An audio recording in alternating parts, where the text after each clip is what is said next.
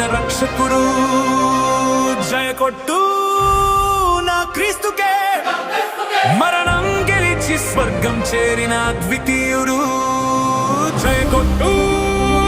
నా యేసన్నకే భూమి నుండి స్వర్గానికి చేర్చే మార్గమితడు జై కొట్టు నా హోసన్నకే మరణించాక నిన్ను సమాధి నుండి లేపుతాడు భూలోకపు పాపపు నిశిని చీల్చాడు సాహసంగా తన రుధిరమే నిలిచెను పాపము కడిగే ఆయుధంగా శతపదములు కలిసిన పొగడలేని ఘన చరిత తనదే కాలాలకు స్థిరపడు సరిపడు అగణిత కీర్తి తనదే